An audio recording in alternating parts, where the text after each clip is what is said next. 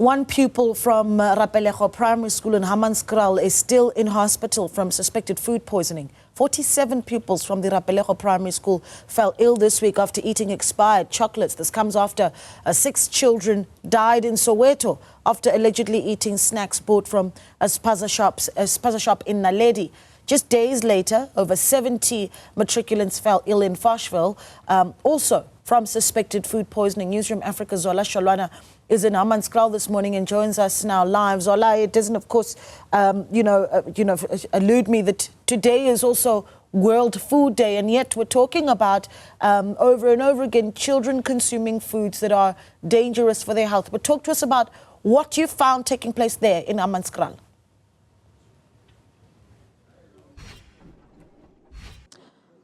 Well, Naledi, what I can tell you is that we met with the school management team who mentioned that they've had several engagements with parents of learners from this particular school to really tell them about the importance of not giving children money, because government does provide nutrition in schools, and they're also urging parents to, those that are not comfortable with their children having food that is provided by government, to at least pack lunch boxes for their children, because giving them money enables them to end up buying, stuff that they're not even supposed to consume. And that's what really happened in this particular case. We understand that the school does not have, vendors that are selling food to learners inside the school premises, and of course they are not in control of what happens outside the premises of the school. But just to find out what really happened, we've got the SGB chairperson of the school. Sir, thank you very much for your time. Perhaps you could just tell us, what really happened. We understand that over 40 learners were hospitalized on Monday. At this point, only one is still receiving medical treatment. Thanks very much for giving us this opportunity for the right of reply. On Monday, I received a call from the school principal that there is an emergency school, and then I rushed here. When I got here, and then I found that 3 EMS vehicles, then they were attended medically. So, and then I've asked what transpired. They said one of the learners, it is alleged, that brought some chocolate bars into the school. So apparently he or she was selling them at 2 rand. So knowing kids, they were excited, and then they got sick. Yes. Mm-hmm. So talk to us about the issue of parents giving their children money. This is something that we spoke about off air, saying that you're urging parents to understand that this could potentially lead to what we've just experienced now. Yes, thanks very much. As we said, that we don't have vendors in the school, and we don't have any contracts with vendors, because we had vendors before COVID, then after COVID, then we didn't have vendors.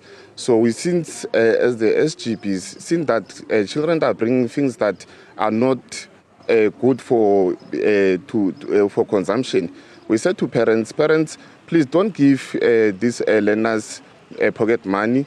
Rather, you can give the learner maybe a lunchbox that is balanced diet, so that we can try to prevent this issue that has transpired on Monday. We understand that you've had several engagements with the parents from the time when this incident transpired. What were the outcomes of the meetings that you held?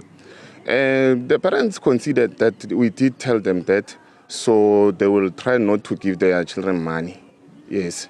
But we since engage them, give them the report as to what has transpired, what is happening. Then we, as the school governing body, we supported the parents until the last day. All learners have been discharged, except that one from who is in the private hospital. Okay. Speaking about that learner, what's the condition looking like? I just spoke with the father now when I was in the car. He did confirm that the child is stable. So the only thing that is keeping him there is just that there are some investigations from the side of the hospital, because he said this one is not only an isolated case. So they just want to see whether it is connected with other cases that they have received. Mm-hmm. Yes. From the call that you received on Monday, what symptoms did the teachers describe to you? What were the learners doing, reacting to this, alleged chocolate that they bought from the other learner? No, what I saw, they were crying. So I rushed to the nearest clinic, because others, they were taken to the nearest clinic, others, they were taken to Jubilee Hospital. So I did speak with the clinical nurse at the clinic as to what are the visible symptoms. Then they say it's vomiting, and also others they had diarrhea. Then the other things which the children complained about is stomach cramps. Yes. Thank you very much, Andrew Mahlangu, who is the SGB chairperson of the school, essentially telling us about what happened on Monday, where over 40 learners were admitted to, the various hospitals around the area after allegedly buying chocolates that were sold by a grade 7 learner in this particular school. We understand that there will be continuous engagements between the school and the parents to really make them understand, the importance of ensuring that they work together with the institution in such matters so that they don't experience, an incident of this kind. We'll try and see if we're able to speak to some of the parents and really get to hear their concerns as well. Back to you in studio. Zola, Sholwana speaking to us there from Hammanskraal. One learner still in hospital, but thankfully over 40 of them have been discharged, and she'll be